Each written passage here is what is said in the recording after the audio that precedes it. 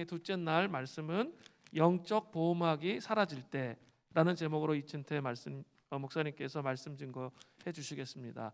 많은 은혜 받으시기 바랍니다.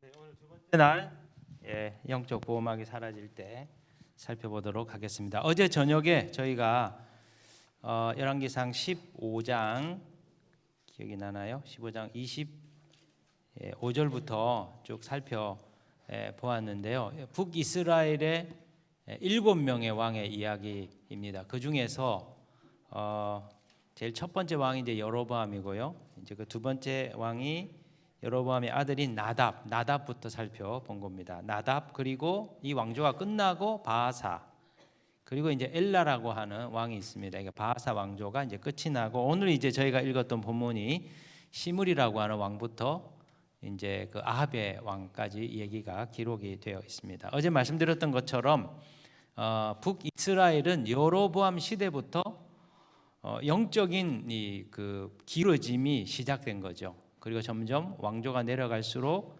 영적인 어둠이 이 공동체를 강하게 지배하는 그런 상황이었음을 말씀을 드렸어요. 제가 이제 왜 이 본문을 택하게 되었냐면, 열왕기상을 저희 교회 공동체랑 함께 쭉 나누었는데, 오늘 우리가 살고 있는 시대랑 굉장히 그 접점이 많이 있다는 것을 알게 되었습니다.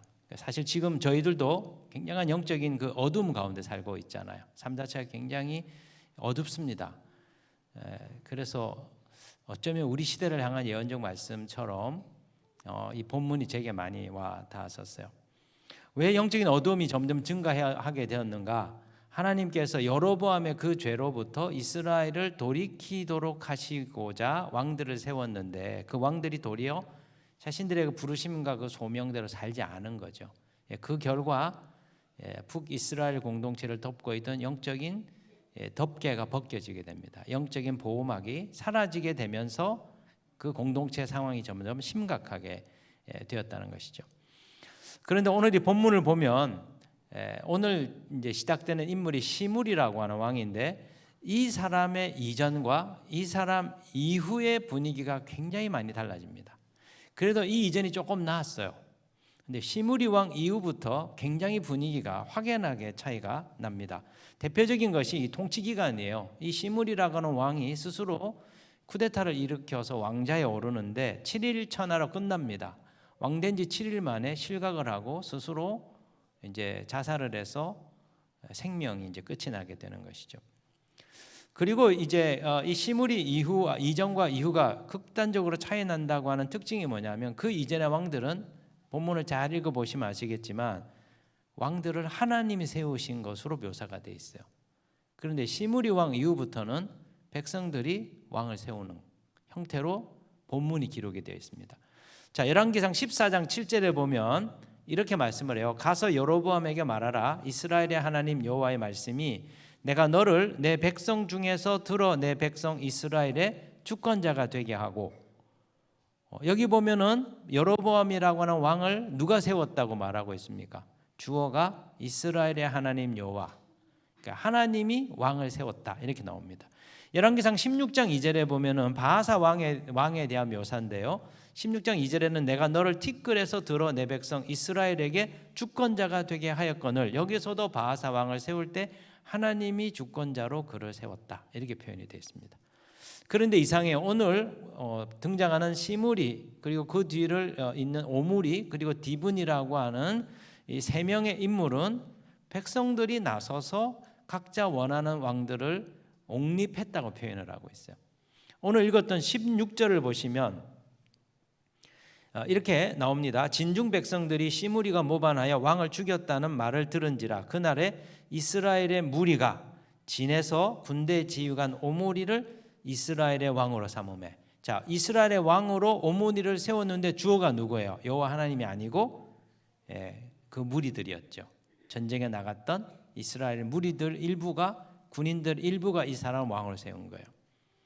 그 다음에 21절을 보시면 이렇게 나와 있습니다. 그때 이스라엘 백성이 둘로 나뉘어 그 절반은 기낫의 아들 디브니를 따라 그를 왕으로 삼으려 하고 그 절반은 오므리를 따랐더니, 자, 오므리가 왕이 되니까 어떻게 됩니까? 오므리가 마음에 들지 않는 백성들 일부가 야 우리는 디브니를 왕으로 세우고 싶어. 그래서 왕을 추대합니다. 뭔가 영적인 분위기가 확연히 달라진 느낌이에요. 그 이유가 뭡니까? 어제 우리가 살펴본 것처럼 북이스라엘의 영적인 보호막이 사라졌기 때문입니다. 자, 우리가 이 영적인 보호막에 대해서 지금 배우고 있는데 굉장히 중요합니다. 영적인 보호막이 사라지면 어떤 일이 벌어지냐? 오늘 이 본문을 잘 살펴보면 두 가지의 현상이 나타나요. 첫 번째는 영적인 권위와 영적인 리더십, 영적인 공동체적 질서가 무너지게 돼요. 오늘 5절 16절에 보시면 이렇게 본문이 시작이 됩니다. 유다의 아사 왕 제27년에 시므리가 디르사에서 7일 동안 왕이 되니라. 그때 백성들이 블레셋 사람에게 속한 깁부돈을 향하여 진을 치고 있더니 진중 백성들이 시므리가 모반하여 왕을 죽였다는 말을 들은지라. 그날에 이스라엘의 무리가 진에서 군대 지휘관 오므리를 이스라엘의 왕으로 삼음해. 자, 시므리가 쿠데타로 엘라 왕을 제거합니다. 그리고 왕권을 차지해요. 이 소식이 블레셋 전쟁에 나가 있던 군인들에게 이게 전달이 되는 것이죠. 그런데 이 앞에 살펴보았던 것처럼 바하사라고 하는 사람이 왕이 될 때 쿠데타를 일으키거든요. 그때는 아무 말도 안 해요. 그냥 자연히 왕이 돼요. 그런데 이상합니다. 이 시므리가 쿠데타로 왕이 되자 블레셋의 기쁘던 전투에 나섰던 군인들이 이 소식에 반발을 합니다. 그리고 자기들이 모시고 있던 군대 지휘관, 군사령관 오므리 장군을 왕으로 세워요. 또 한번 보세요. 오므리가 수도 디르사를 공격합니다. 그래서 시므리를 이제 제거하려고 하죠. 그때 시므리 왕이 7일 만에 스스로 자살합니다. 목숨을 끊습니다. 그리고 일단의 백성들이 어떻게 됩니까? 이 틈을 타 가지고 우리는 시므리도 싫고 오므리도 싫고 우리 디브니라고 하는 분을 왕으로 세우자. 그래서 오므리의 일파와 디므리의 일파가 내전에 돌입하게 됩니다. 그게 21절로부터 22절이에요. 21절에 그때 이스라엘 백성이 둘로 나뉘어 그 절반은 기낫의 아들 디브니를 따라 그를 왕으로 삼으려 하고 그 절반은 오므리를 따랐으니 오므리를 따른 백성이 기낫의 아들 디브니를 따른 백성을 이긴지라. 디브니가 죽음에 오므리가 왕이 되니라. 한쪽은 이재명 파고 한쪽은 윤석열 파예요. 이렇게 나뉘어진 거예요, 지금 이스라엘이. 이게 뭘 의미합니까? 지금 북이스라엘의 영적인 리더십과 권위가 무너지게 된 거예요. 예전에는 그냥 쿠데타를 이렇게 가지고 왕이 되면 아무도 얘기 안 했어요. 그냥 그렇게 되는가 보다. 그나마 영적인 권위와 질서가 존중을 받았습니다. 왜 그렇습니까? 왜 영적인 권위와 질서가 붕괴되죠? 왜 이런 일이 나타나게 된 거죠? 왕이 하나님의 권위에 복종하지 않기 때문에 이게 문화가 된 거예요. 이게 이 공동체의 분위기가 된 거예요. 그러니까 백성들이 왕의 권위를 불순종하는 흐름이 형성된 겁니다. 여러분 잘 아셔야 돼요. 여러분이 여러분의 부모님을 공경하고 존중하고 잘 섬기지 않으면 여러분의 자녀들이 여러분을 공경하고 잘 섬기지 않습니다. 명절인데 우리 며느리들이 시댁 가는 거 굉장히 힘드시잖아요. 굳이 가야 돼? 야 우리 저기 괌 갔다 오자. 이번에 일 있다 하고 괌 갔다 와. 자, 그러면 어떤 일이 벌어집니까? 시댁에 가서 힘든 명절 노동하지 않고 가족들끼리 해피하게 이렇게 보냈잖아요. 너무너무 행복해. 잘 아셔야 돼요. 30년 뒤에 여러분의 자녀들이 똑같이 합니다. 그걸 보고 자랐어요. 사람은 한 대로 받아요. 하나만 생각하고 두 개를 생각하지 못하는 것이죠. 제 딸이 뭐 공부 때문에 뭐 못한다 그러면은요, 뭐 주일에 뭐 한데 공부 때문에 뭐 못한다. 이제 고등학교 1학년이거든요. 안 된다고 제가 그래요. 왜 그렇습니까? 양보하면 공부가 중요하니까 다른 거 다 빼주면 어떻게 됩니까? 그 다음부터는 아무것도 안 합니다. 할머니가 돌아가시든 할아버지가 돌아가시든 장례식도 그냥 공부 때문에 빼줘. 그러면 나중에는 아무것도 안 합니다. 이게 영적인 권위와 질서가 무너지는 흐름인 거예요. 이게. 여러분 공동체의 영적인 보호막이 사라지면 리더십이 흔들려요. 자, 기도가 무너진 가정, 그 가정은 부모의 권위가 없습니다. 그래서 자녀들이 부모의 말을 잘 듣지 않고 심지어는 꼬박꼬박 말대꾸하고 그 다음에 부모를 가르치려고 합니다. 왜 그렇습니까? 요즘은 우리 어린 친구들이 훨씬 부모보다 아는 게 많아요. 왜요? 유튜브를 너무 많이 보는 거예요. 엄마 아빠가 아는 정보에 비해서 우리 자녀들의 정보가 훨씬 많습니다. 그래서 저도 제 딸한테 물어봐요. 야 서연아, 이거 뭐 좀 어떻게 한번 찾아봐라. 그럼 착 찾아가지고 착 보여요. 저희의 스승입니다. 유튜브 스승. 많이 배웁니다. 옛날에는 우리 저 네이버한테 물어봤잖아요. 이제 네이버도 이제 완전 밀려가지고. 기도가 무너진 가정은 영적인 보호막이 사라지거든요. 그래서 아이들이 부모의 권위에 잘 순종을 안 해요. 자, 영적인 덮개가 없는 교회는 어떨까요? 목사의 권위가 없어요. 교인들이 목사님이 말하셔도 그냥 하나의 의견으로 다 한 표지 이렇게 생각합니다. 여러분, 목회자가 하나님이 아닙니다. 그죠? 목회자도 틀릴 수 있어요. 오류 가능성이 있습니다. 우리는 교황이 아니거든요. 그러나 여러분보다는 훨씬 더 하나님의 뜻을 훨씬 많이 알 확률이 높아요. 밥만 먹고 말씀을 연구하잖아요. 틀릴 수는 있습니다. 우리도 인간이니까 오류의 가능성이 있기는 해요. 그러나 상당히 많이 맞을 가능성이 훨씬 더 높습니다. 그래서 좀 무게감 있게 좀 생각을 하셔야 돼요. 어떤 저희 초창기에 개혁 교회를 개척한 초창기에 우리 한 젊은 그 신혼부부 형제가 저한테 그러더라고요. 성경 공부할 때 목사님은 세상 일 잘 모르시잖아요. 근데 목사님이 저희들 보고 그건 그렇게 하면 안 되고 이렇게 해야 되고 이렇게 말씀하시는 것들이 자기는 잘 받아들여지지 않는다는 거예요. 여러분 어떨까요? 목회자가 부동산 모릅니다. 목회자가 주식 모릅니다. 여러분이 훨씬 많이 압니다. 세상 일 정말 모릅니다. 경험해보지 않았기 때문에 여러분보다 못합니다. 그런데 딱 한 가지를 알아요. 뭐냐면 하나님의 일하시는 원리를 알아요. 저희가. 그래서 여러분이 집을 딱 사려고 할 때 찾아와가지고 상담을 하잖아요. 제가 물어본 거는 딱 하나예요. 하나님의 원리대로 묵상하고 인도하심을 받아서 그것을 선택하려고 하는가. 그 원리만 딱 봐요. 그러면 그 원리를 보고 그분이 뭘 택하느냐를 따라 보면은 이거 하나님의 길을 찾아가는구나 아니구나 가려집니다. 거의 다 가려집니다. 자, 제가 몇 가지 원칙들을 가르쳐 드리거든요. 자, 하나님 뜻이냐 아니냐 어떻게 분별합니까? 제일 쉬운 거는 빨리 결정해라. 자, 뭔가 이게 좋은 직장이 이렇게 제안이 들어왔어요. 어디 다른 헤드헌터가 연락 와가지고 저기 어떤 직장이 있는데 거기 지금 사람이 필요하다. 당신 거기 가면 정말 원봉도 막 2배로 주고 뭐 여러 가지 조건이 좋다. 언제까지 결정해야 되는데 내일까지 결정해야 된다. 거의 유혹입니다. 이거는 하나님은 그렇게 일하지 않습니다. 막 결혼하는데 만났는데 한 3개월 만에 결혼한다 그래요. 특수한 케이스가 있을 수는 있습니다. 예외적 경우는 있을 수가 있습니다. 그러나 조급하게 뭔가를 결정하려고 하면 하나님의 뜻이 아닐 가능성이 굉장히 높습니다.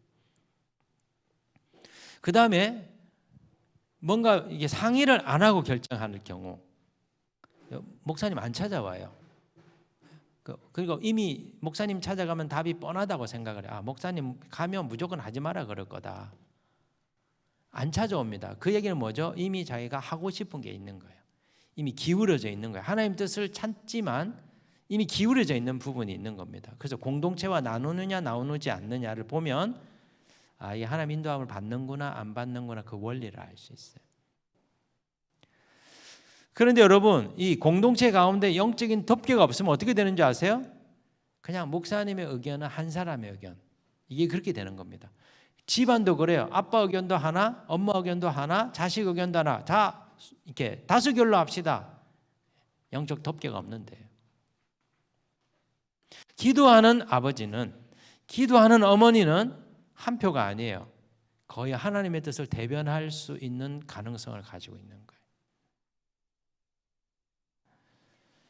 반대로 영적인 보호막이 점점 생겨나서 이게 두터워지는 공동체는 어떤 일이 벌어지냐? 그 리더십이 안정이 되고 그 공동체 가운데 은혜의 역사들이 있어요. 제가 이제 교회를 작년에 합쳤잖아요.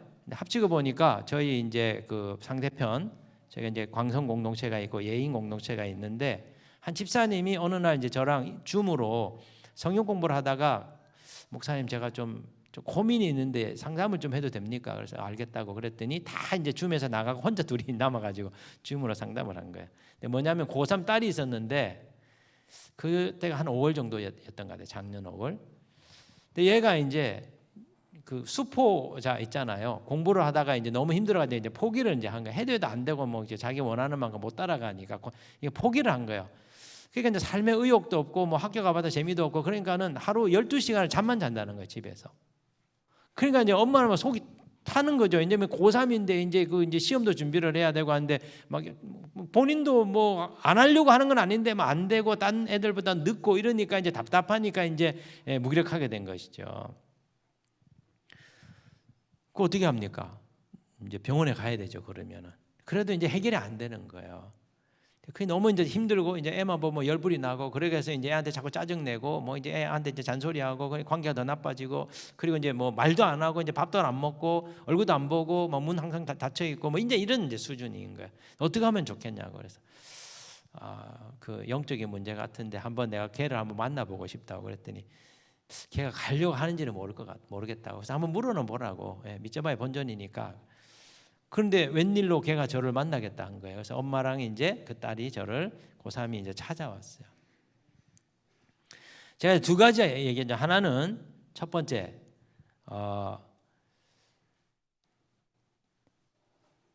지금 너가 꼭 대학에 원하는 대학에 들어가지 못한다고 해서 이제 끝나는 거 아니다. 그 다음에 남들보다 내가 공부를 해가지고 뒤쳐져서 내가 못하는 거 그 아무런 문제가 아니다. 가장 큰 문제는 내가 꿈과 희망을 놓쳐버리고 인생 자체를 포기하는 게 문제다. 사람은 천천히 가더라도 자기가 원하는 목표를 향해 가면 결국 거기에 들어가게 돼 있다. 그러니까 지금 너가 뭘 하고 싶은지 그리고 그걸 하고 싶은 것에서 네가 어떤 속도로 갈 것인지를 정해라.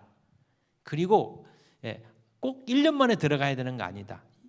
재수해서 들어갈 수도 있고 삼수해서도 들어갈 수 있다. 목사님이 전공이 교육학인데 교육심리학에서 무슨 얘기를 하냐면 IQ는 머리가 좋냐 나쁘냐의 문제가 아니고 IQ가 좋다 나쁘냐는 누가 그 시간 내에 1시간 내에 누가 더 문제를 많이 푸느냐 안 푸느냐의 문제다. 자, IQ가 150인 친구는 1시간 내에 100문제를 풀 수 있어. 그런데 IQ가 100인 친구는 1시간 안에 100문제를 못 풀어. 70문제를 풀어요. 그러면 IQ가 낮은 친구는 시간을 더 주면 그 문제를 풀 수 있는 거예요. 이게 독일에서 나오는 학설입니다. 그러니까 우리 애가 IQ가 낮기 때문에 우리 애는 머리가 나쁘고 공부를 못한다가 아니고 시간이 더 필요한 거야. 그래서 남들보다 너가 시간을 더 가지고 준비하면 네가 원하는 수준의 학교는 웬만하면 간다. 2년이 걸릴 수 있고 3년이 걸릴 수 있는데 문제는 돈이 문제지. 돈이 더 느는 게 문제지 네가 못 들어갈 수준은 아니다. 그러니까 네가 원하는 걸 잡아라. 원하는 것을 잡고 원하는 수준에 들어가기 위한 시간을 가지고 포기하지 말고 그것을 해라. 그러면 너가 원하는 걸 들어갈 수 있다. 두 번째, 우리나라 대학은 다 교양 과정이다. 그건 전공이 아니다. 전공은 대학원 때부터 하는 거다. 그래서 대학은 일단 들어가고 그 다음에 진짜 하고 싶은 대학의 대학원 과정을 가라. 그 다음에 교수님하고 친하게 지내야 된다. 지방대도 굉장히 좋다. 지금 지잡다라 그러고 안 가잖아요. 지방대 사실은 국립 가면 학비 싸다. 그 다음에 미국에서 공부 많이 하고 온 교수님들이 계신데 이분들이 다 서울대, 연대, 고대 이제 못 들어가 가지고 갈 데가 없어서 다 지방으로 간다. 첨단 학문을 하고 온 분들이 지금 지방대에 있어요. 그럼 그분들하고 친하게 지나면 나중에 대학원이나 박사과정을 유학 갈 때 전부 다 누가 어떤 교수가 레퍼런스를 써주느냐를 따라 가지고 외국에 있는 좋은 대학에 들어가냐 못 들어가냐가 당락이 결정된다. 좋은 교수님을 만나야 된다. 좋은 교수님과 친밀하게 지나면서 그분의 가르침을 받으라. 그리고 대학원과 박사 과정을 외국으로 가라. 제 제자가 지금 아부다비의 뉴욕대라고 그 미국에 있는 뉴욕에 있는 대학이 분교가 있어요. 거기 이제 포닥가 있는 거거든요. 근데 저보고 뭐라고 얘기하냐면 목사님, 자기가 외국에 가서 공부를 해보니까 외국 사람들이 우리나라 대학을 아는 게 딱 2개밖에 없대요. 무슨 대학인데 서울대하고 카이스트 외에는 어떤 대학도 모른다는 거예요. 그래서 너 어디 나왔냐? 그냥 자기 어느 대학 나왔다니까 한국에 있는 대학 나왔구나 이렇게 얘기한다는 거예요. 자, 서울대 카이스트 빼고는 전부 다 한국에 있는 대학이에요. 지방대든 뭐 인서울이든 다 상관없어요. 아무도 몰라요. 그러니까 내가 어떤 유명한 서울대와 카이스트 못 갔기 때문에 나는 지금 희망이 없어. 완전히 이건 거짓된 생각이다.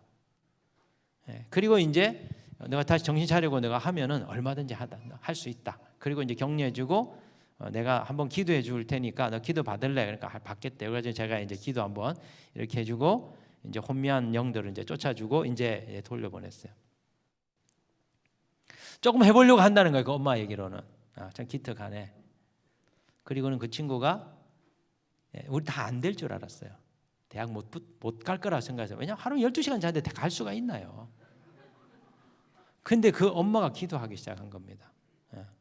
집사님, 기도재단 해야 돼요. 가정을 위한 기도재단 해야 돼요. 자녀에 대한 희망을 버리면 안 돼요. 너 그래가지고 무슨 대학 가겠냐 이런 소리 하면 안 돼요. 그런 건 말하는 대로 돼요. 너 엄마가 기도할 테니까 너 걱정하지 말고 너 할 수 있는 만큼 해. 너 원하는 데 갈 수 있을 거야. 그런 말을 선포를 해라. 그리고 시험을 쳤어요. 저는 안 될 거라 생각했거든요. 전북대학교 갔어요. 한 번만 붙었어요. 이번에. 그 제가 또 이제 기특하게 또 불렀어요. 목사님이 전북대학 앞에서 9년을 살았다. 제가 거기 이제 성교단지 간사로 살았거든요. 그래서 이제 얘기해 주면서 딱 두 가지 얘기했어요. 지잡대라고 아이들이 다 낙심하고 우리는 안 돼. 이렇게 할 거거든. 절대 그 영향받지 마라. 너희는 지잡대지만 나는 대학원과 대학원을 외국으로 갈 거야. 이 꿈을 가져야 된다. 그리고 좋은 교수님을 찾아라. 그리고 그 교수님으로부터 많은 걸 배워라. 그리고 꿈을 가지고 비전을 가지고 가라. 다행히 또 보육과 관련된 학과를 가가지고 취직은 거의 100% 된대요. 됐다 그러면 넌 걱정할 하나도 없다. 완전히 무기력증에 빠져가지고 하루 12시간 자던 애가 대학을 들어가게 됐어요. 그 원인이 뭡니까? 그 어머니의 기도로 영적 보호막이 생긴 거예요. 그 가정에. 그게 하나님의 역사입니다. 세상 사람들이 실력으로 어디 학원 많이 다녔냐 이거 하거든요. 제가 대치동 근방에 사는 목사잖아요. 우리 딸도 대치동에 있는 학원을 보내달라 그래가지고 그 간들 뭐 합니까? 맨날 연등강에 빠져가지고 자기보다 잘하는 애는 뭐 수두룩 빽빽 하잖아요. 아무리 뭐 해도 못 따라가잖아요. 지금 우리 딸도 지금 수학 때문에 고민이야. 지금 뭐 어떻게 하면 좋겠냐. 그래서 벌써부터 정시하면 안 되냐고 막 그래서 오늘 또 그래 엄마랑 또 한번 이렇게 했어요. 여러분 영적인 보호막이 무너지면 그 가정이 무너지게 되는 거예요. 또 한 가지 영적 보호막이 무너지면 어떤 현상이 나타나냐? 공동체 안에 분열과 다툼이 찾아와요. 21절로부터 22절 우리 읽었던 것처럼 그때 이스라엘 백성이 둘로 나뉘어 그 절반은 기나세 아들 디브니를 따라 그를 왕으로 삼으려 하고 그 절반은 오므리를 따랐더니 오므리를 따른 백성이 기나세 아들 디브니를 따른 백성을 이긴지라. 디브니가 죽음에 오므리가 왕이 되니라. 영적 보호막이 사라지면 권위가 무너져요. 그리고 그 다음 수순이 뭐냐면 그 공동체의 분열과 다툼과 분쟁이 일어나는 겁니다. 자 보세요. 16절 17절 시므리파에 대해서 오므리파가 대적합니다. 그 다음에 21절부터 22절에 오므리가 왕권을 잡자 디브니파가 대적을 합니다. 내전 상태에 들어갑니다. 얼마나 싸웠냐? 4년 동안 싸움이 지속됩니다. 15절에 보면 아사왕 27년에 오므리가 왕으로 되거든요. 그런데 23절에 보면 아사왕 31년에 오므리가 디브니를 제압하고 정식으로 왕위에 올라요. 4년 동안 북이스라엘 2명의 왕이 있었던 거예요. 여러분 영적인 막이 사라지면 그 덮개가 벗겨지면 그 공동체에 많은 다툼과 분열과 서로 상처 주는 일이 늘어나요. 제 제자 중에 한 명이 미국의 실리콘밸리 유명한 회사에 다니는 친구가 있었어요. 유학 가서 거기서 석사하고 박사하고 위스콘신에서 공부를 했어요. 우리나라 그 유승민이라는 분이 위스콘신에서 공부했거든. 유명한 그 경제학이 유명해요. 거기가. 잘 나가는 회사 이렇게 다녀요.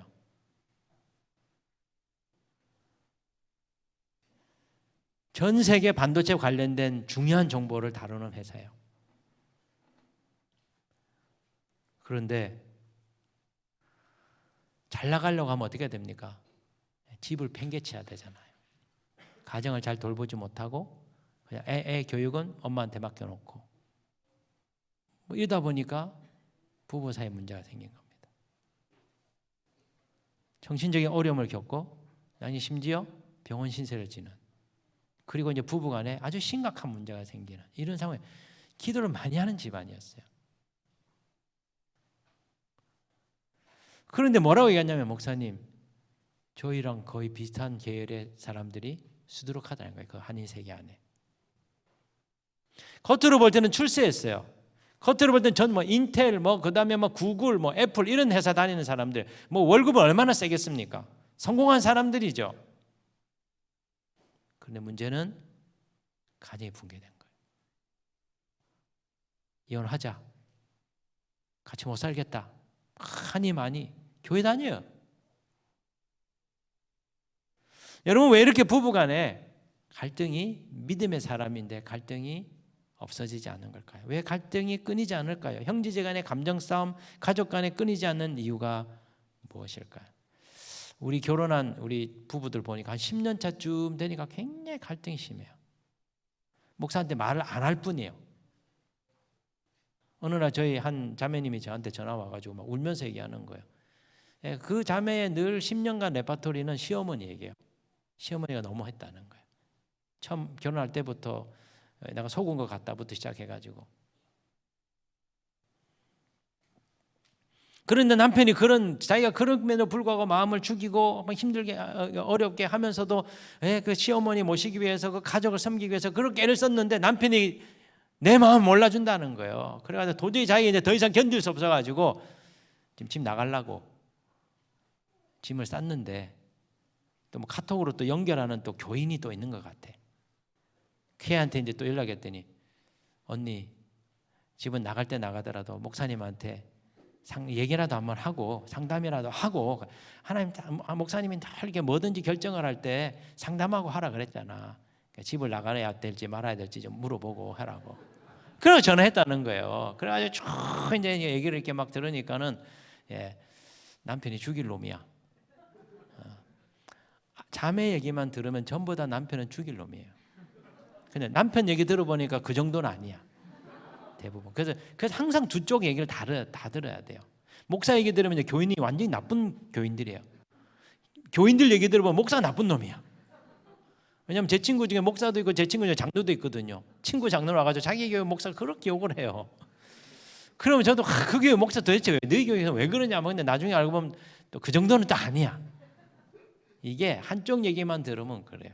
이게 쭉 들어보니까 남편이 좀, 제가 볼 때는 이제 홀로 어머니 밑에서 오랫동안, 아버지 일찍 돌아가시고, 그러니까 이 아들은 그 시어머니의 뭐예요? 대리 남편이라. 시어머니가 남편처럼 의지하면서 사는 아들이에요. 그리 얼마나 이 며느리가 그동안 10년 동안 그렇게 불리하게 살아왔겠어. 그 마음이 내가 너무너무 이해가 돼요. 그런데 남편이 그런 거 좀 잘 몰라주고 막 지금 너무 뚜껑이 이제 열릴 지경에 왔기 때문에 자기가 이제 집을 나가겠다고 오늘 짐 쌌다는 거예요 지금. 그래서 제가, 야, 내가 얘기를 들어보니까 네 남편이 진짜 잘못한 것 같은데, 문제는 네가 집을 나가는 순간 모든 잘못은 네가 한 걸로 된다. 나가버리면 모든 사람이 들 때 집 나간 사람이 잘못이라 그러지 집을 나가게 한 남편이 잘못이라 하겠냐. 그래도 그러면 안 되지 이렇게 할 거 아니야. 그러면 너는 더 억울해진다. 그럼 남편만 더 좋아져. 내가 볼 때 안 나가는 게 네가 더 유리할 것 같아. 그걸 두고두고 평생 남편 괴롭히면서 살아야 돼. 나한테 힘들게 한 거 괴롭히면서 영적으로. 그리고 이제 고민을 했더니 다행히 그날 안 나갔어요. 나중에 보니까.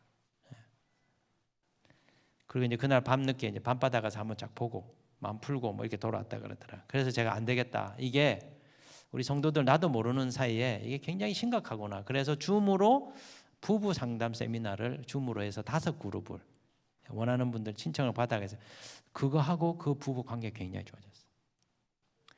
비로소 남편이 자기가 아내의 정말 힘든 부분을 너무 몰랐다는 거예요. 자기가 잘못인 줄 몰랐다는 거예요.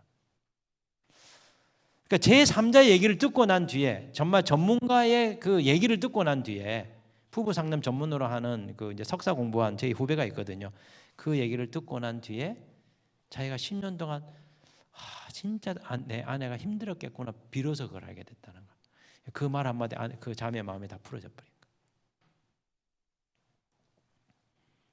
여러분 왜 부부간에 그렇게 사랑해서만 왜 이렇게 갈등이 끊이지 않을까요? 시어머니 잘못, 시댁 잘못?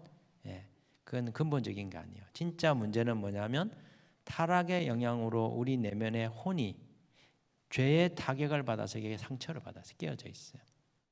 우리의 혼은요 여러 가지로 구성되어 있습니다. 생각과 감정과 의지와 습관과 욕구라고 하는 다양한 요소로 구성되어 있어요. 이건 전부 다 우리가 심리학에서 말하지만 이것을 성경적 용어로는 혼이라 그래요. 이 혼 밑에 그 안에 영이 있습니다. 사람의 존재의 중심인 영이 있습니다. 그런데 우리가 하나님을 떠나면 영이 죽어버려요. 영이 잠들어 버려요. 성령이 떠나기 때문에. 그런데 예수 그리스도를 믿고 영접하면 하나님께서 우리에게 우리의 영에 성령을 보내시면서 동시에 그리스도의 생명의 씨앗을 우리의 영 안에 집어넣어요. 그래서 거듭납니다. 살아납니다. 그런데 이거를 뭐가 누르냐면 혼이 눌러요. 우리가 가지고 있는 타락한 생각들, 우리의 감정들, 그리고 우리의 타락한 욕망들, 부패한 욕망들이 이 영의 활성화를 꽉 막고 있습니다. 그러니까 신앙생활은 뭐냐? 이 상처받고 깨어지고 부패한 우리의 혼을 그리스도의 생명으로 살아나게 하는 이게 치유와 회복의 과정, 이 영적인 여정을 신앙생활이라고 하는 거예요. 그런데 우리는 교회 나오고 설교 듣고 봉사하고 외적인 활동을 하는 것을 신앙생활이라고 잘못 배웠어요. 그게 일반적 종교생활입니다. 그러니까 그렇게 열심히 믿는데 어디까지만 효력이 있고 어느 이상은 삶이 전혀 개선이 안 돼요. 그 자리예요. 그래서 10년을 믿고 20년을 믿었는데 그렇게 치유한다고 기도했는데 제자리예요. 그게 지금 우리의 딜레마잖아요. 왜 그러냐? 우리의 혼 밑바탕에 있는 그 영에 있는 그리스도의 생명이 자라서 우리의 혼을 생명으로 살아나게 해야 되는데 이 작업을 우리가 모르고 있는 거예요. 여러분 이제 우리가 해야 될 것은요. 내가 알고 있는 걸 가지고 막 살아내려고 하는 게 아니에요. 그리스도의 생명이 우리 안에서 활성화되도록 마음을 여는 겁니다. 우리가 해야 되는 건 마음을 여는 거예요. 마음을 열고 우리의 혼의 틈을 만드는 겁니다. 그러면 그리스도의 생명이 나오기 시작하면서 우리의 타락한 혼을 치유하기 시작해서 근데 그거 못 느껴요. 못 느끼는데 그 치유의 은혜가 일어나기 시작하는 것이죠. 지나고 보니까 바뀌었어요. 자, 이번 사순절 기간 동안에 금식하셨잖아. 이 금식은 뭡니까? 타락한 혼의 힘을 죽이는 거예요. 자, 금식하면 어떤 일이 벌어지죠? 금식하면 먹고 싶은 욕망이 더 일어나잖아요. 예전에는 거들떠도 안 봤는데 갑자기 냉장고가 그려지면서 냉장고 안에 음식이 들어있는 게 보이기 시작하잖아요. 안 그러세요? 냉장고를 보면 그 안에 막 뭐가 있는 게 투시가 돼가지고 보이잖아요. 저거 먹어야 되는데. 평상시는 안 그랬어요. 그런데 금식을 하면 먹고 싶은 욕망이 일어나. 이 뭐냐면 타락한 탐식이 있다는 걸 알려주는 거예요. 이거를 죽여야 되는구나. 이거를 약화시켜야 되는구나. 이걸 알려준 겁니다. 자, 이 사순절 기간 동안에 7가지 우리가 해야 되잖아요. 첫 번째 금식, 두 번째는 성경 읽기, 세 번째는 기도, 네 번째는 뭐죠? 은둔, 다섯 번째는 회개와 용서, 그다음에 여섯 번째 뭐예요? 구제, 일곱 번째 마음의 동기를 분별하는 거. 이게 초대교회 사순절 기간에 했던 영적인 훈련들이거든요. 근데 구제하려고 하면 어떨까요? 돈이 아까워. 내가 쓸 것도 많은데 내가 이것도 내야 될까? 우리 안에 있는 어두운 부분이 노출이 되는 겁니다. 그러니까 금식을 시키고 구제를 시키고 성경을 많이 읽게 시키는 것은 변화되기를 원하는 게 아니에요. 우리 안에 있는 타락한 혼의 현상들을 드러내는 겁니다. 그러면 이걸 어떻게 우리가 이걸 개선하고 고칩니까? 우리는 그전까지 주여 하고 이걸 치유하려고 했어요. 그렇게가 안 돼요. 어떻게 해야 됩니까? 마음을 열고 내 마음 안에 있는 그리스도의 생명의 씨앗이 자라도록 그리스도의 형상이 내 죽어있는 혼의 영역으로 확장되도록 우리의 마음을 여는 겁니다. 그걸 우리가 하는 거예요. 나머지는 누가 합니까? 우리 영 안에 온 성육신의 은혜가 흘러나와서 광야의 사순절에 주어지는 은혜들이 흘러나와서 사순절에 받는 은혜가 뭔지 배우셨죠? 한번 사순절은 사랑의 절기. 하나님의 첫사랑에 그게 잠기는. 사순절은 뭐죠? 영적인 훈련과 교육의 절기. 사순절은 영적인 이 저장의 어떤 절기. 다 안 배우셨어요? 그 다음에 눈이 열리는 절기라 그러잖아요. 실로암 맹인 얘기를 통해 가지고 없었던 눈이 생기는 거예요. 영적 눈이 생기는 시기예요. 그 다음에 38년 된 정말 그렇게 우리가 평생을 치유하려고 했는데 치유 안 됐던 사단이 움켜쥐고 있었던 아주 강력한 우리의 혼의 타락한 부분들이 고쳐지게 되는 시기라고 했다고요. 그게 이 사순절에 주어진 은혜예요. 그 은혜들이 활성화돼서 나오기 시작하는 거예요. 그래서 내가 옛날에 그렇게 치유하고 고치려고 했던 거에 저절로 고쳐지고 치유되는 일들이 이 구원의 절기 가운데 있는 거예요. 그러니까 예전처럼 기도를 많이 하려고, 예전처럼 성경을 많이 읽으려고, 예전처럼 막 그렇게 금식을 하려고 그렇게 하는 게 아니에요. 우리가 하는 거는 마음을 열어드리는 거예요. 그런데 여러분, 우리가 이걸 모르고 사니까 어떤 일이 벌어집니까? 악한 영들이 와가지고 우리의 깨어진 상처난 혼의 부분들을 건드리고 자극하기 시작해요. 자, 왜곡된 생각을 딱 건드립니다.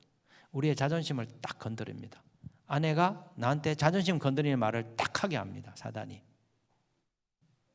그러면 남편이 빈정이 확 상하잖아요. 그래서 뭐가 나옵니까? 악이 안에서 확 나오는 거죠. 영적인 보호막이 없으면 사단이 와서 무방비로 우리를 건드리게 되는 겁니다. 영적인 보호막이 있으면 어떤 일이 벌어져요? 사단이 우리를 건드리려 할 때 방어막이 있기 때문에 건드리지가 않아요. 그래서 나오는 반응이 약한 겁니다. 그래서 영적인 보호막이 없는 부부관계는 계속 삼사대전이에요. 기도의 재단을 통해서 그 가정에 보호막을 세운 지혜로운 여인이나 지혜로운 남자가 있는 가정 공동체는 건드려지는 게 적기 때문에 평안해요. 자극이 와도 덜 반응해요. 우리의 거짓된 생각, 우리의 상한 감정, 우리의 부패한 욕망, 우리의 죄된 습관, 이런 상처들을 깨어지는 혼의 부분들을 마귀들이 다 와서 기가 막히게 합니다. 얘는 얘게 약점이야, 얘는 요게 약점이야. 그거를 집중해서 공격합니다. 그럼 어떻게 돼요?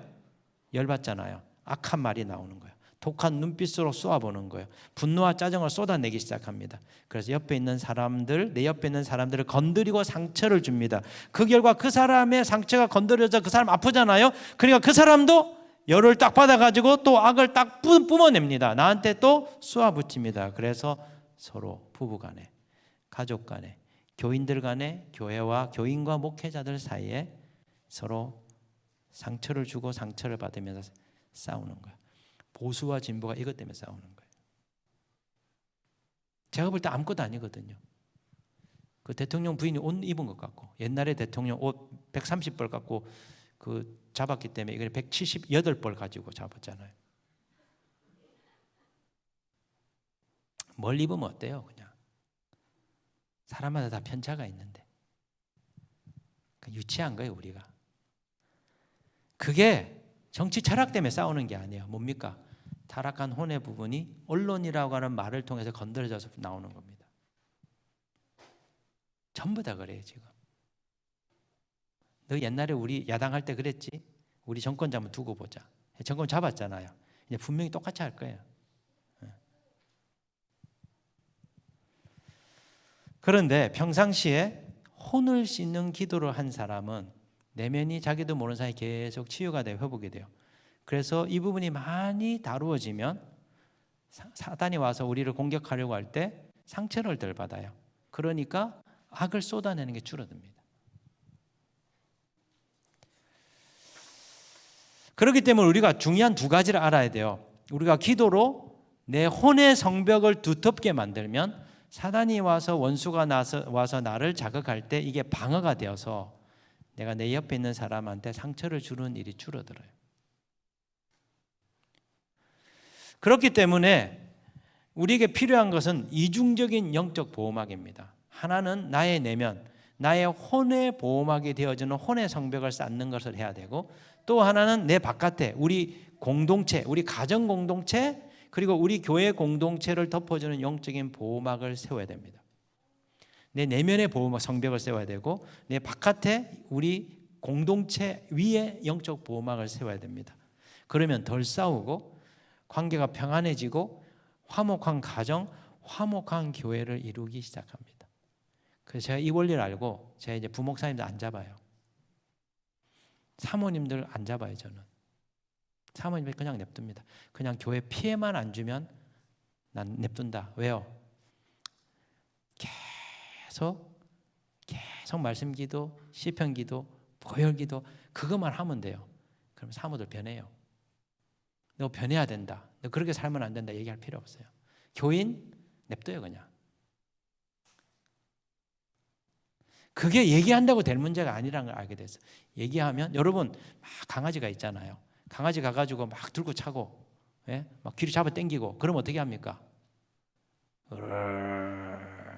하고 물죠. 이쁜 강아지도 있지만 미운 강아지도 있잖아요. 저희도 강아지 키워봐서 알거든요. 그러니까 미운 강아지가 그냥 괜히 때리고 싶어요. 제가 많이 어릴 때 많이 차고 막 그래. 집에 이제 강아지 됐으면 마음에 안 들면 막 차고 막 그랬거든요. 지금 같은 정말 난리 날 일이잖아요, 그죠? 냅두면 걔도 나를 안 물더라고. 여러분 마음에 안 드는 교인들이 있죠. 말하지 마세요. 쟤는 저게 꼴보기 싫고 쟤는 저게 문제고 다 듣습니다. 왜요? 마귀가 다 가서 알려줘요. 다 알게 됩니다. 그래서 도움이 안 돼요. 제가 이 원리를 알고 난 다음에 이제 남 잘못한 걸 얘기를 안 하고 계속 내 안에 있는 타락한 혼을 씻는 일에 관심을 가져요. 여러분이 해야 될 것은 남편을 잡는 게 아니에요. 아내를 잡는 게 아니에요. 교인을 잡는 게 아니고 목사님을 바꾸려고 하는 게 아니에요. 한국 교인들이 목사님을 자꾸 잡으려고 그래요. 그래 진짜 마음에 안 들면 내쫓아 버려요. 그럼 곰 같은 목사가 나가면 독사 같은 목사가 들어옵니다. 독사 같은 목사를 내버리면 늑대 같은 목사가 들어옵니다. 교인도요. 제 마음에 안 드는 교인들이 있거든요. 저렇게 안 하고 이렇게 좀 해야 되는데 잡잖아요. 안 잡혀요. 그 다음에 완전히 저랑 원수지간이 됩니다. 그래서 그냥 냅둬요. 저 사람 없으면 진짜 우리 교회 평안하겠다. 그 사람 나가잖아요. 거의 같은 급의 교인이 들어옵니다. 그래서 제가 알았어요. 저 사람이 나가면 1년 뒤에 저 사람 역할을 하는 사람이 분명히 들어온다. 다른 사람이 그 역할을 합니다. 제 마음을 힘들게 하는 역할을. 근데 알았어요. 왜 그러냐면 그 힘든 관계를 통해서 하나님이 제 안에 있는 타락한 혼의 부분이 뭐가 있다는 걸 알게 하죠. 열받잖아요. 화가 나잖아요. 짜증이 나잖아요. 쏘는 말을 하게 되잖아요. 하나님 저보고 너 안에 있는 어둠이다. 이걸 알려주는 사람이라는 거예요. 그 사람이 잘못이 아니에요. 그 사람이 나를 그렇게 하려고 한 게 아니에요. 그 사람도 자기 안에 있는 타락한 혼의 깨어짐이 건드려지기 때문에 나오는 거예요. 하나님은 우리가 서로 그것을 받아내기 원하세요. 오래 참고 인내하면서 받아내야 돼요. 그 결과 내가 문제구나. 그걸 알고 그 혼을 씻는 그 작업을 하게 하는 거예요. 이게 하나님이 공동체를 새롭게 하는 원리입니다. 손 들고 목사님 그 성경적이지 않은 것 같습니다. 우리 교회 그렇게 하면 안 됩니다. 잘못되는 것 같습니다. 분위기 굉장히 안 좋아지잖아요. 한 20%가 분위기를 싸하게 하잖아요. 그럼 여러분 어떻게 하죠? 왜 저런데? 이렇게 하지 말고 지금 마음에 저분이 타락한 혼에 뭐가 건드려지고 있구나. 우리 저 받아줘야 돼. 저 알아야 될 텐데. 주님 성육신의 은혜로 좀 다뤄주세요. 그리고 기다려야 돼요. 그리고 그냥 군의 절기를 따라 그냥 그거 사세요, 여러분들. 그러면 여러분들이 변화가 일어나잖아요. 그 사람을 자극하고 건드리는 걸 줄어들잖아요. 그러면 그 사람 줄어들어요. 그리고 나중에 되면 자기를 보기 시작해요. 남편 잡으려고 하지 마세요. 아내 잡으려고 하지 마세요. 아이 잡으려고 하지 마세요. 저는 제 딸 내버려둬요, 지금. 고등학생이거든요. 사춘기 넘었거든요. 저는 잔소리하지 않는 아버지가 최고라고 얘기하더라고요. 하나님께서 너 알아서 인도할 거니까 알아서 살아. 잡으려고 하면 안 잡혀요. 얼마나 똑똑한데요, 우리 딸이. 요즘 아들들 진짜 똑똑해요. 오늘도 이렇게 얼마나 참 나는 나와준 것만 해도 너무 감사해. 여기 여러분 여기 나오는 청소년이 있습니까? 대한민국에 이렇게 나오라고 하는데 이 진짜 정말 대단한 거예요. 그런데 이런 아이들이 지금은 너무너무 아름답고 멋있는데 집에서는 꼴보기 싫은 이런 행동을 할 때가 있잖아요. 그거를 잡으려고 하면 안 돼. 그냥 냅두면 1년쯤 지나니까 자기가 잘못한 걸 알아요. 1년 전에 제가 얘기했던 거 그때는 기뚱을 안 듣더니 지가 지 입으로 얘기하고 있어요. 제가 맨날 얘기하고 세연아 너 외국 가서 공부해라. 왜 자꾸 외국에 가라 그러냐고. 왜 나를 나는 집이 좋아. 한국이 좋아. 맨날 그 이야기합니다. 그러더니 자기 갑자기 영어를 해야 되겠다고 막 그런. 때가 되면 자기가 다 알더라고요. 잘못된 방법이 뭡니까? 상대방을 지적하고 고치려고 하는 거예요. 안 고쳐져요. 네가 문제니까 너 바뀌어야 돼. 해결되기보다 관계가 더 나빠지더라고요. 옛날에는 막 힘이 있을 때 제가 이걸 왜 깨달았냐? 나이가 드니까 힘이 없어져. 잡을 힘이 없어. 내 하나 건사하는 것도 힘들어. 그래서 어떻게 합니까? 이거 목회를 이렇게 하다 롱런 못하겠다. 그냥 알아서 하세요. 이걸 깨달은 거죠. 힘이 빠지니까 하나님의 방식이 뭔지를 알게 됐어요. 여러분, 우리의 갈등과 다툼은 영적인 문제예요. 우리 속사람의 문제예요. 그렇기 때문에 근본적인 해결책은 우리의 타락한 혼을 치유하는 겁니다. 그리고 영적인 보호막을 세우는 거예요. 두 가지 하셔야 돼요. 내 안에 있는 타락한 혼을 날마다 물두멍의 기도로 씻는 기도를 통해서 내가 거룩하게 정화돼야 돼요. 두 번째는 영적인 보호막을 이중삼중으로 우리 가정의 보호막, 우리의 교회의 보호막 세우는 거예요. 그래서 이 교회 안에 영적인 보호막 안에 딱 들어오면요, 사업이 덜 건드려져요. 여러분의 삶의 힘든 부분이 이 기름 부음이 있는 이 공동체 안에 딱 들어오면요, 하나님의 날개 아래 있기 때문에 힘든 부분이 줄어들게 됩니다. 그래서 사업이 이상하게 잘 풀려요. 그런데 문제는 뭐냐? 이 공동체의 영적 보호막이 약하면 사업을 하는데 마귀들이 자꾸 힘들게 하는 거예요. 그래서 뭐 해야 됩니까? 나 혼자 사업을 열심히 하는 게 중요한 게 아니고 연합해서 교회의 재단을, 기도의 재단을 강력하게 세워야 돼요. 그리고 이 막이 두터워지게 해야 되는 겁니다. 그래서 목사님이 그렇게 기도해야 된다고 얘기하는 거예요. 그렇게 기도하자고 얘기하는 겁니다. 그게 목사 좋으라고 하는 게 아니고 이 공동체 안에 들어오는 모든 성도들이 안전하게 되기를 바라는 것이죠. 그런데 오늘 본문을 보세요. 오늘 본문에 왕위에 오른 오므리가 어떻게 합니까? 제일 먼저 해야 될 게 뭐죠? 베델과 단의 우상을 무너뜨리고 예루살렘 성전 제사를 회복하는 거잖아요. 그런데 이 사람이 왕이 되고 난 다음에 제일 먼저 한 게 뭐냐면 수도를 옮기는 거예요. 23절로부터 25절에 보시면 유다의 아사 왕 제31년에 오므리가 이스라엘의 왕이 되어 12년 동안 왕위에 있으며 디르사에서 6년 동안 다스리니라. 24절 중렬에요. 그가 은 2달란트로 세멜에게서 사마리아 산을 사고 그 산 위에 성읍을 건축하고 그 건축한 성읍 이름을 그 산 주인이었던 세멜의 이름을 따라 사마리아라 일컬었더라. 원래 수도가 어디입니까? 세겜이었어요. 여로보암이 세겜의 수도를 정합니다. 그런데 지금 오므리가 왕이 딱 되면서 수도를 옮겨요. 세겜에서 사마리아로. 이것은 경제 회생을 위한 전략적인 선택이었던 것 같아 보여요. 왜 그러냐? 사마리아는 위치가 어디냐? 예루살렘에서 북쪽으로 58km 지점, 그리고 세겜에서 북서쪽으로 10km 지점, 그리고 지중해에서 33km 지점에 위치한 중앙 팔레스타인 지역의 요충지예요. 성지순례 가셨죠? 우리가 사마리아 가봤잖아요. 그게 무너진 오므리의 성터에 가셔서 첫 번째 성지순례 갔던 분들. 두 번째는 그 밑에서 그냥 뭐만 먹었죠? 그 양고기만 먹고 그냥 내려왔어요. 그거 못 올라갔어요. 그러니까 이 지역은 지정학적으로 해안과 이스라엘 평원을 넘어서 무역을 관장하기에 굉장히 유리한 위치였습니다. 자, 4년간의 내전 중에도 외침이 없었던 걸 생각해 보면 군사적인 목적으로 이쪽으로 간 건 아닌 것 같아요. 경제적 목적이요. 자, 지금 북이스라엘의 경제적 상황이 어떻겠습니까? 4년 동안의 내전이었어요. 농업과 목축업이 완전히 붕괴된 상태입니다.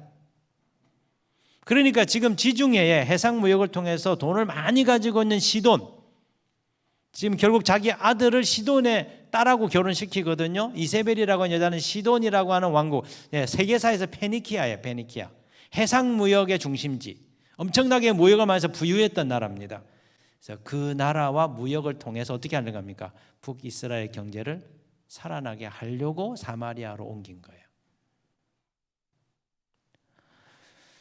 자, 그래서 이 지중해 해상 무역을 부유한 이 시돈과 교역을 적극 도모하기 위해서 자기 아들 아합을 시돈 왕의 딸 이세벨과 결혼시켜 동맹을 맺습니다. 그런데 문제가 뭡니까? 우선순위가 잘못된 거죠. 지금 북이스라엘이 내전으로 문제가 생겼습니다. 경제가 파탄이 났습니다. 국가 시스템이 붕괴되었습니다. 그 근본 원인이 뭐예요? 그들이 하나님을 버리고 여로보암의 길을 따랐기 때문이죠. 그러면 왕이 되고 난 다음에 북이스라엘을 회복시키려면 제일 먼저 해야 되는 게 뭡니까? 베델과 단의 우상을 없애고 예루살렘으로 예배하러 가는 그 이전의 신앙의 회복이 1순위여야 되는 거죠. 그런데 오므리가 어떻게 합니까? 여로보암의 죄를 그대로 따라요.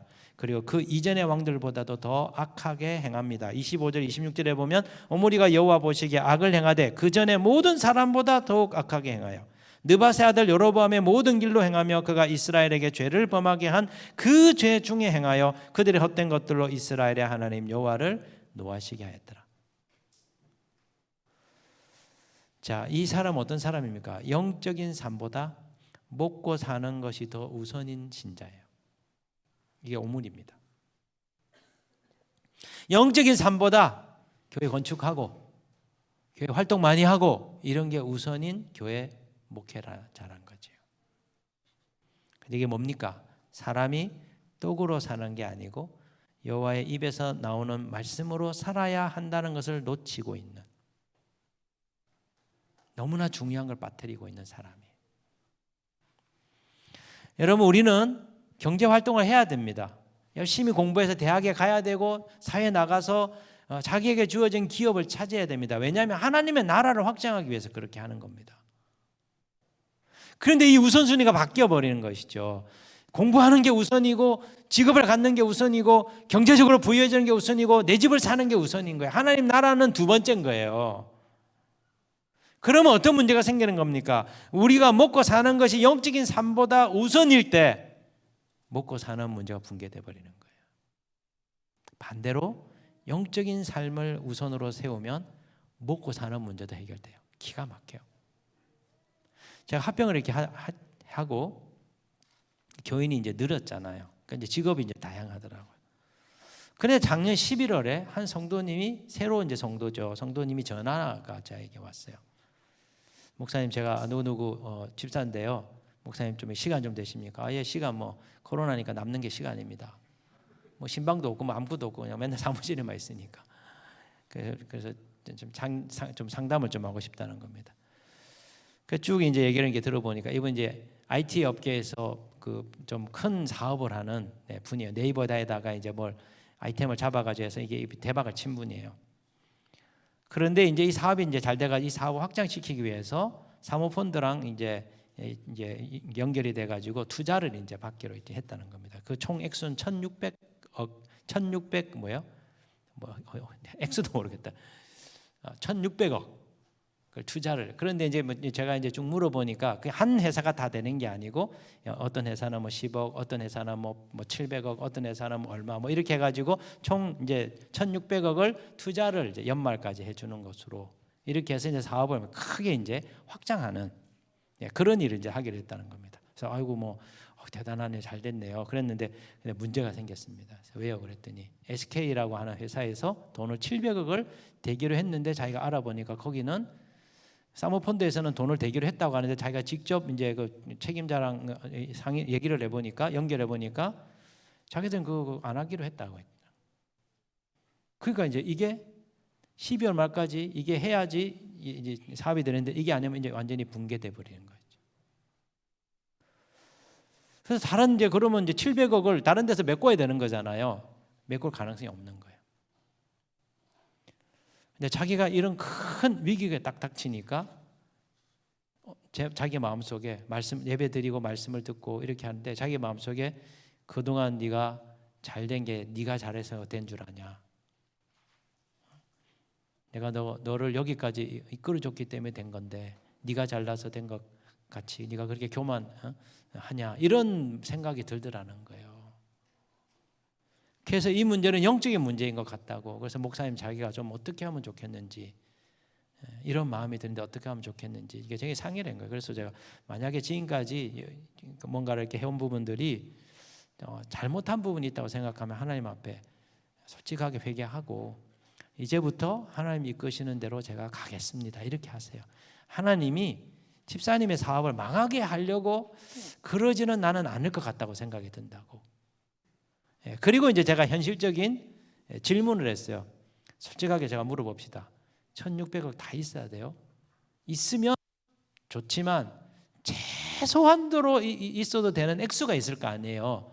그렇게 했더니 물어봤더니 사실은 최소한이면 어느 정도 됩니다. 이렇게 얘기를 하는 거예요. 그런데 이제 많이 투자를 받으면 그만큼 이제 확장을 할 수 있고 그러면 업계 1위로 올라서는 오면 나머지 것들 다 제압하는 것이죠. 쿠팡 전략이에요. 쿠팡 같이 돈을 쏟아부어 가지고 나머지 경쟁업체를 다 죽이고 본인이 서는 거죠. 그게 이제 이 벤처 기업의 트렌드예요. 지금 보면은. 그래서 제가 그래요. 그러면 두 가지를 기도하세요. 한 가지는 현실적인 걸 놓고 이제 기도하되 1,600억을 투자를 해주겠다고 하는 회사와 계약을 했을 거 아닙니까? 또 계약서는 또 안 썼다 그러더라고. 아니 무슨 그런 사업을 하냐고 내가 목사지만 난 그런 것도 처음 듣는데 계약서를 안 쓰고 그래서 서로 문제가 생기면 서로 털기 위해서 그렇게 했다는 거예요. 야 진짜 어떻게 이렇게 할 수 있냐. 그래서 제가 그러면 언제까지 그 돈을 해결해 주지 않으면 나는 당신과 하기로 했던 부분을 내가 파기하겠다. 선언을 하세요. 언제까지 디데이를 주세요. 데드라인을. 그때 안 주고 그다음에 플랜 B를 마음속에 딱 놓고 하나님 이 최소한 액수가 있는데 이 최소한의 액수를 투자 받을 수 있는 다른 길을 열어달라 기도하세요. 하나님이 지금 큰 돈을 가지고 하는 부분이 하나님 뜻이 아니고 욕심이면 이거 막으실 거고 분명히 최소한도로 하는 새로운 투자처를 만나게 할 겁니다. 그런데 하나님께서 이 크게 하는 이런 부분이 문제가 아니고 하나님과 영적인 관계 문제가 있는 부분을 풀기 원하신다면 이게 풀어지면 큰 돈 투자 문제도 풀어질 가능성이 높습니다. 플랜 A와 플랜 B를 놓고 하나님 앞에 기도하면서 가보세요. 며칠 지난 다음에 전화가 왔어요. 교회 왔다는 거예요. 너무 답답해가지고 해결의 기미는 안 보이고 너무 답답하니까 교회 와서 자기가 낮에 자기도 모르게 운전을 했는데 교회 와 있더라는 거예요. 그 예배당에 와서 지금 기도 1시간 했는데 목사님 잠깐 보고 가도 되냐고 해서 아예 뭐 남는 게 시간이니까 오라고. 그래서 또 앉아서 이제 보이차 주고 이제 얘기 하고 이제 보내. 이제 위로하고 격려하고 이제 저도 이제 어떻게 보면 작은 교회지만 뭐 교회를 경영하는 입장이니까 경영의 원리나 이런 부분들을 가지고 이제 얘기를 하고 하나님의 원리들을 가르쳐 주면서 이렇게 분별하면서 가라고 이제 권면해 줬어요. 그리고 얼마 뒤에 한 달이 안 됐어요. 갑자기 전화가 온 겁니다. 목사님, 지금 말도 안 되는 일이 벌어지고 있습니다. 무슨 일이에요? 그랬더니 그 안 하겠다고 한 데는 나가 떨어지고 새로운 투자처가 들어왔는데 거기가 800억을 하겠다는 거예요. 그리고 이렇게 하면은 이게 이제 새로운 사람이 막 붙기 시작하면서 1,600억이 될 것 같다는 겁니다. 근데 이거 계약이 되면 이건 진짜 완전히 말도 안 되는 정말 있을 수 없는 일이 벌어진 일이라. 그게 지금 12월 얼마 안 남겨놓고 그 이야기를 하는 거예요. 그래서 제가 집사님 돈 들어오기 올 때까지는 절대로 믿으면 안 돼요. 돈이 통장에 들어오기 전까지는 못 믿습니다. 그러니까 그때까지 계속 기도해야 돼요. 하나님, 정말 하나님의 영광을 제가 보기를 원합니다. 하나님 일하시옵소서. 내가 똑똑해가지고 된 게 아니고 이건 정말 기적입니다. 이게 이루어지면 하나님이 그걸 이루셔서 하나님 정말 살아계심을 나타내시옵소서. 그렇게 기도하면서 가보세요. 그래서 알겠다고. 그리고 얼마 뒤에 계획이 성사된 거예요. 그 12월 27일 그래서 큰 돈이 저희 교회에 들어온 겁니다. 헌금으로. 이분이 자기 회사의 임원들을 다 모아놓고 그동안에 있었던 과정을 간증을 한 겁니다. 이거는 정말 일어날 수 없는 일인데 이런 일이 벌어진 거다. 거의 망할 지점까지 갔는데 내가 이렇게 상담을 하고 기도하고 이렇게 해서 진짜 내가 믿는 하나님이라는 분이 도와주셔서 이게 이루어지게 된 거라고. 임원들 앞에서 반은 믿고 반은 안 믿는데 간증을 한 거예요. 거품을 물면서 이제 한 것이. 회사 이름 되면 아는 회사예요. 제가 그걸 보면서 이 경제적인 문제가 우선이 아니고 영적인 하나님과의 관계가 우선이라는 걸 알게 됐어요. 어마어마한 돈이 오고 가는 경제 항복판에서 하나님의 일하심을 보인 거예요. 사업의 경영이 우선이 아니에요. 영적인 보호막을 세우는 게 우선이에요. 교회 활동을 많이 하는 게 우선이 아니에요. 하나님의 영적인 보호막이 우리 교회 공동체 가운데 세워지게 하는 걸 해야 돼요. 그게 뭡니까?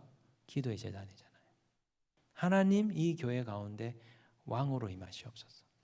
우리 교회가 하나님 나라 되기 원합니다. 하나님 나라가 뭡니까? 하나님 다스림이잖아요. 우리 교회를 하나님 다스리기 원합니다. 제가 새벽마다 하는 거예요. 하나님 온 땅의 주가 되시는 분이십니다. 주께서 이 만물에게 생명을 불어넣으시고 온 땅을 통치하고 다스리시옵소서. 모든 전 세계 교회의 머리가 되신 예수 그리스도시요, 당신이 당신의 피로 세우신 교회들, 당신이 오늘도 통치하고 다스리시고 당신의 백성들을 통해서 하나님 나라가 이 땅에 이루어지고 임하도록 일하시옵소서. 우리 성도들이 가 있는 그 교회와 우리 성도들이 가 있는 그 직장과 그래서 우리 성도들이 가 있는 가정마다 하나님 오늘도 임재해 주시고 통치하시고 다스려 주시옵소서. 그게 제 첫 번째 기도가 됐어요. 예전에는 하나님 안 아프게 해주세요, 하나님 공부 잘하게 해주세요, 그 기도였다면 다 바꿨어요. 하나님의 다스리는 일들이 우리의 삶에 임하게 하시옵소서. 그때 어떤 일이 옵니까? 하나님이 딱 임하면 우리의 보호막이 딱 되시면서 원수막에 들어올 수 없는 거예요. 제 딸 공부 잘하게 해달라고 기도하지 않습니다. 하나님 우리의 가정이 하나님의 나라 되기 원합니다. 하나님 우리 가정에 오셔서 통치하고 다스리시옵소서. 제 딸이 있는 그 학교 가운데 하나님 같이 가주셔서 거기에 동행하시고 주의 날개로 덮어주시옵소서. 공부는 지가 알아서 하겠지요. 여러분, 아합의 문제가 뭡니까? 우선순위가 잘못된 거예요. 그런데 오므리의 잘못이 우선순위가 잘못돼요. 그런데 아합은 어떻습니까? 그의 아들이 그러면 아버지 보고 저렇게 하면 안 되지, 이렇게 해야 되는데 그의 아버지의 정책을 이어받아서 그걸 더 강화시켜 버립니다. 29절로부터 31절에 보시면 이렇게 나와요. 유다의 아사 왕 제 38년에 오므리의 아들 아합이 이스라엘 왕이 되니라. 오므리의 아들 아합이 사마리아에서 22년 동안 이스라엘을 다스리니라. 오므리의 아들 아합이 그의 이전의 모든 사람보다 여호와 보시기에 악을 더욱 행하여 느바세 아들 여로보암의 죄를 따라 행하는 것을 오히려 가볍게 여기며 시돈 사람의 왕 엣바알의 딸 이세벨을 아내로 삼고 가서 바알을 섬겨 예배하고 사마리아에 건축한 바알의 신전 아래 바알을 위하여 제단을 쌓으며 또 아세라상을 만들었으니 그는 그 이전에 이스라엘의 모든 왕보다 심히 이스라엘 하나님 여호와를 노하시게 하였더라. 더 나간 거예요. 심지어 이 사람은 시돈의 왕 엣바알의 공주와 결혼까지 합니다. 엣바알 이름을 딱 보면은 뭔가 좀 냄새가 나지 않아요? 시돈의 군주인데 이름이 바알 우상을 섬기는 제사장의 이름을 하고 있습니다. 왕이면서 제사장인 사람이에요. 사제예요. 이런 사람이 왕이 된 거예요. 그런 바알 우상의 핵심 인물과 결혼 동맹을 맺은 거죠. 그래서 아합의 목적은 뭘까요? 시돈의 경제적 지원을 받아서 북이스라엘의 경제를 더 발전시키고 싶었던 겁니다. 그런데 이것이 영적인 악수가 돼요. 왜요? 북이스라엘의 시돈의 우상 숭배. 이건 이제 바알이라고 나와 있지만 학자들은 가나안에 있는 바알과 다른 바알이라고 얘기합니다. 가나안 이 블레셋에 믿는 바알 신앙과 좀 다른 바알. 그래서 바알 멜카르트라고 하는 다른 종류의 신이라고 얘기해요. 자, 시돈의 이 우상 숭배가 깊숙이 북이스라엘 안에 들어오는 문을 누가 엽니까? 아합이 문을 딱 열어버린 것이죠. 우리가 32절, 33절, 34절 읽었던 것처럼 이스라엘에 바알의 신전이 세워집니다. 바알의 제단이 세워집니다. 그 전까지는 산당만 있었어요. 심지어 바알 종교를 전파하는 바알의 선지자를 450명 국비로 육성을 합니다. 열왕기상 18장 22절에 보면 엘리야가 백성에게 이르되 여호와의 선지자는 나만 홀로 남았으나 바알의 선지자는 450명이로다. 바알의 선지자 450명, 아세라의 선지자 400명. 그래서 갈멜살로 부르잖아. 850명을 누가 키웁니까? 이세벨이 국비를 들여가지고 키운 거예요. 다른 말로 하면 바알 신앙이 북이스라엘의 국가 종교가 되어가고 있는 상황이에요. 국교가 되는 거죠. 한마디로 경제적 번영을 위해서 하나님을 멀리하고 사단에게 무릎을 꿇은 겁니다. 자, 예수님이 광야에서 시험 받으실 때 세 번째 마귀가 한 시험이 뭐죠? 천하만국의 영광을 딱 보여주면서 내가 딱 절 한 번만 해라. 이 모든 건 나한테 줄게. 아합이 받은 유혹이에요. 그래서 사단에게 무릎을 꿇은 겁니다. 바알에게 무릎 꿇고 절한 건요, 사단을 숭배하게 된 거예요. 그런데 그 결과가 뭡니까? 사단의 견고한 진이 이스라엘 안에 구축되는 일이 벌어집니다. 34절에 보면 이상한 기사가 하나 딱 들어와요. 무슨 기사입니까? 여리고가 재건되는, 건축되는 기사입니다. 34절에 그 시대에 베델 사람 히엘이 여리고를 건축하였는데 그가 그 터를 쌓을 때에 맏아들 아비람을 잃었고 그 성문을 세울 때에 막내 아들 수굽을 잃었으니 여호와께서 눈의 아들 여호수아를 통하여 하신 말씀과 같이 되었더라. 여러분, 여기 이스라엘의 북이스라엘의 여리고성이 재건되었다. 이게 무엇을 의미하는 걸까요? 자, 여리고는 여호수아가 가나안을 정복할 때 무너뜨린 첫 번째 성이었습니다. 첫 번째 성이기도 하지만 가장 중요한, 가장 핵심이 되는 성이었습니다. 전략적으로 제일 중요한 곳이었습니다. 그런데 이 성을 물었던데 이 성이 뭐냐? 사단의 진, 사단의 요새, 사단의 견고한 진을 상징하는 거예요. 자, 이것은 가나안 땅 전체를 영적으로 지배하고 다스리기 위해서 사단이 세웠던 사단의 중심본부예요. 하나님이 온 세상을 창조하시고 이 온 세상에 하나님 나라 세우기 위해서 주님께서 뭘 만드셨죠? 하나님께서 에덴 동산. 에덴 동산 뭡니까? 하나님 나라 중심본부예요. 센터예요. 여리고는 뭡니까? 가나안 땅 전체를 지배하는 사단의 본부였습니다. 그래서 여호수아가 이 성을 정복하고 무너뜨릴 때 저주를 한 겁니다. 여호수아 6장 26절에 여호수아가 그때 맹세하게 하여 이르되 누구든지 일어나서 이 여리고 성을 건축하는 자는 여호와 앞에서 저주를 받을 것이라. 그 기초를 쌓을 때 그의 맏아들을 잃을 것이요 그 문을 세울 때 그의 막내 아들을 잃으리라 하였더라. 그래서 실제로 지금 히엘이 여리고 성을 재건할 때 큰아들과 막내 아들을 잃어버려요. 죽어요. 여리고를 다시 세우는 자는 저주를 받을 것이다. 왜 이 성을 세우는 게 이런 저주받을 일입니까? 이 성은 가나안 땅 전체를 지배하는 사단의 견고한 요새예요. 가나안 땅을 지배할 수 있는 사단의 견고한 진을 세워준 거예요. 이 성이 세워지면서 어떻게 됩니까? 그 지역을 다스릴 수 있는 어둠의 세력들이 포진하게 되고 가나안 땅 전체로 흩어지면서 사단의 왕국을 확장하는 일이 다시 시작된 거예요. 이게 아합 시대에 이루어진 것입니다. 여러분 잘 아셔야 돼요. 기도의 재단이 무너지면 영적 보호막이 사라집니다. 영적 보호막이 사라지면 그 다음에 일어나는 순번이 뭐냐? 사단의 견고한 진이 세워지는 거예요. 기도 안 하면 기도 안 하는 거 끝나는 게 아닙니다. 기도 안 해도 아무 일 없잖아요. 사는데 지장이 있습니까? 기도 안 하는데 하나도 지장 없습니다. 여러분 밥 안 먹는데 지장이 있으면 전혀 지장이 없습니다. 근데 계속 밥 안 먹으면 어떻게 되죠? 골병 들죠. 우리 몸이. 기도를 안 하면 당장 표가 안 나요.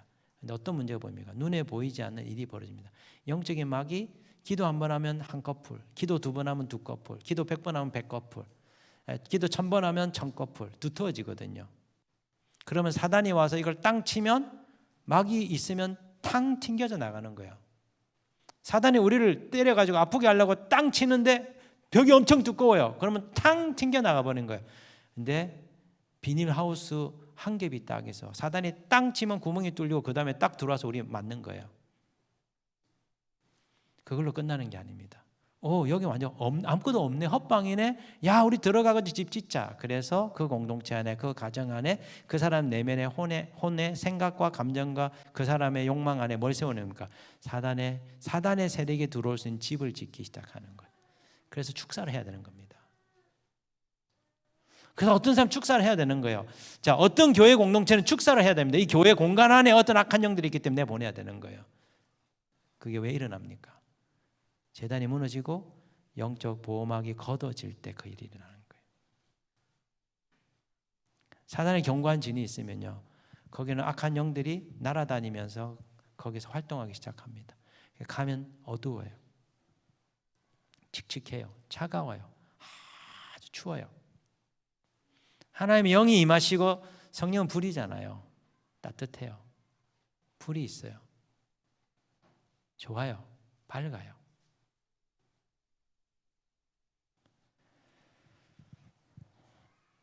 아까 제 제자 얘기를 했죠. 실리콘밸리에서 잘 나갔던 친구였습니다. 내가 최고다. 세계 최고의 회사에 들어가서 하나님 나라 위해서 정말 그 미국 땅에서 살겠다고 꿈을 가졌던 사람이었어요. 그런데 실리콘밸리의 그 악한 영들의 영향을 받기 시작하면서 미혹되기 시작한 거죠. 이상한 걸 보기 시작한 거예요. 천사가 나타나가지고 손에다가 뭐 이렇게 지팡이를 쥐어주면서 이게 모세의 지팡이라고. 그리고 저기 내 발에 신을 벗어라. 그 신을 벗었대요. 그걸 시키는 대로 막 했대요. 경찰이 막 온 거예요. 나중에 병원에 갔어요. 저한테 메일이 왔는데, 목사님, 저 이 병원에서 빼내주세요.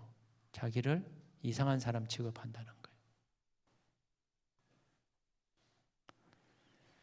얼마 뒤에 이제 병원에 나오게 되고요. 결국 이제 미국에서 연락이 오고 상담을 하게 되고 분별을 해달라고. 정말 자기가 미혹된 건지, 정말 미혹의 영에게 된 건지. 자기는 분명히 계시를 받았다는 거예요. 근데 주일날 아침이었어요. 주일날 아침에 교회 안 가고 그 짓을 한 거예요, 혼자. 예배 드리지 않게 하면서 너보고 이렇게 계시를 주는 신이 그 영이라면 그 영이 진짜 영이겠냐? 내가 완전히 이건 100% 내가 볼 때 미혹의 영이다. 내 보내는 작업을 해야 된다. 들어온 거예요.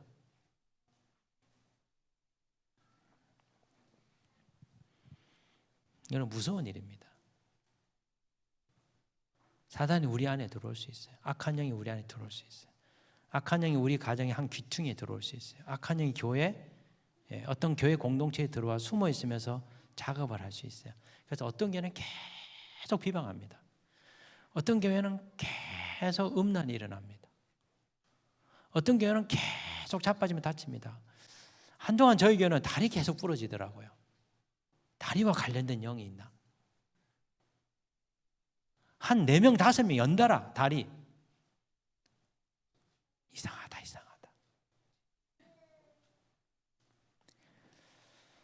여러분, 영적인 보호막이 사라지면 안 돼요. 이걸 다시 세우셔야 돼요.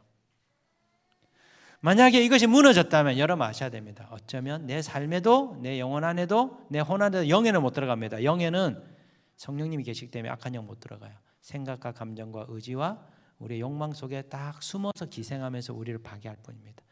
무너뜨려야 돼요. 집을 무너뜨려야 돼요. 무너뜨리는 기도를 하셔야 됩니다.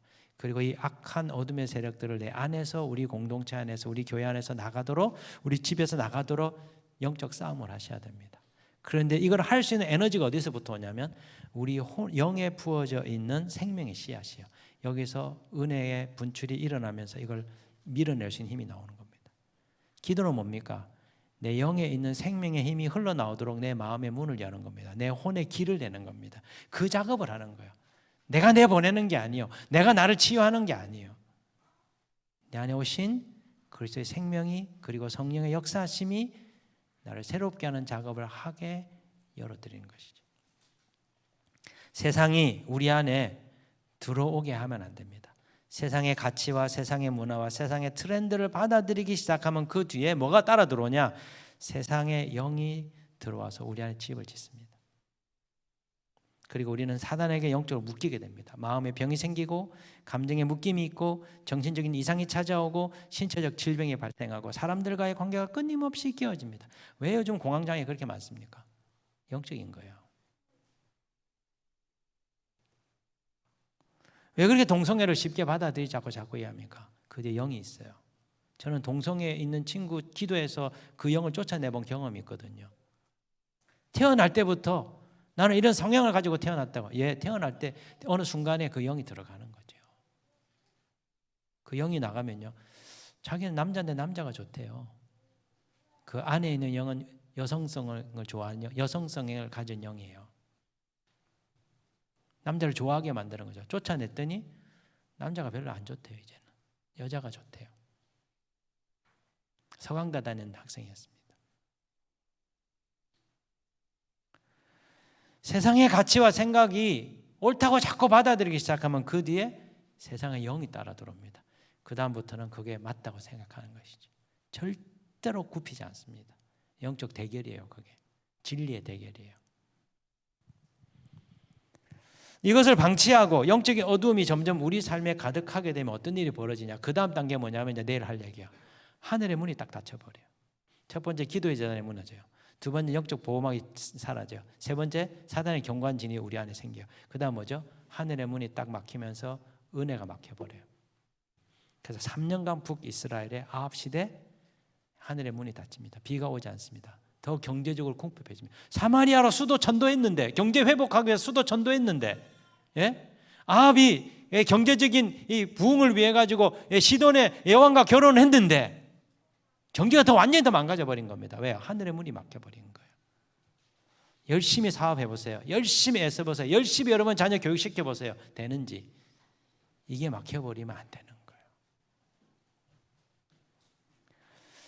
하나님 하늘의 문이 막히고 하나님의 은혜가 막히면 어떤 일이 벌어집니까? 그때부터 우리는 자신의 타락한 혼의 감옥 안에 갇혀서 계속 원망하고 계속 좌절하고 계속 우울해하고 그 속에서 벗어나지 못하는 삶을 살게 되는 거예요.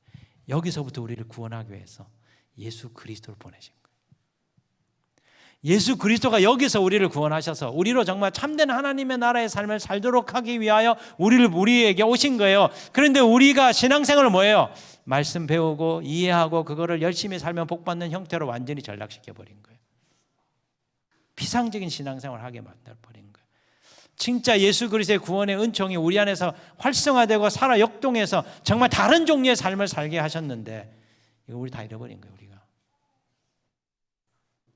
이걸 회복하도록 하나님이 지금 저와 여러분에게 기회를 줍니다. 뭘 통해서? 코로나 팬데믹이라고 하는 영적인 진동을 통해서. 내가 지금까지 했던 대로 산이 잘 되느냐? 안 되던데요. 모든 걸 다 처음부터 리셋하도록 하나님 우리를 부르시고 계신 거예요. 사순절을 마무리하면서 주님이 여러분 교회 참 이런 참 은혜로운 시간을 준 게 왜 우리는 생각 못했지? 저희 교회는 생각을 못했어요. 저희는 지금 6월 말에 지금 뭐 잡혀 있어가지고 참 하나님 참 수린교회 사랑하시는구나. 영적인 리셋을 하시라고. 첫 번째 뭐 하라고요? 무너진 기도의 재단을 세워야 돼요. 두 번째 영적 보호막을 두텁게 해야 돼요. 세 번째 혹시 우리 안에 세워진 사단의 견고한 진들이 무너뜨리고 그 악의 영들을 내보내야 돼요. 네 번째 뭐요? 닫혀버린 하늘의 문을 여는 작업을 해야 됩니다. 그 작업을 하는 사람으로 하나님 누구를 보냅니까? 엘리야를 보내는 거예요. 그게 북이스라엘 완전히 영적으로 어두워져서 바닥을 치고 있는 북이스라엘을 살리기 위한 하나님의 득탄의 조치가 엘리야예요. 엘리야의 영을 가진 하나님의 사람을 만드셔서 어두운 가운데 있는 하나님의 이 백성들, 우리 사회, 그리고 한국교회를 살리는 것이 하나의 방법이에요. 지금. 그걸 지금 우리 알려주시는 것이죠. 사랑하는 형제 자매 여러분, 이 성경의 원리를 잘 깨달아 알아서 정말 우리 시대의 어둠을 걷어내고 하나님 우리에게 주시려고 하는 구원의 풍성함을 누리게 되는 저와 여러분 됐으면 좋겠습니다. 이 길로 우리가 함께 나아가십시다. 기도하겠습니다.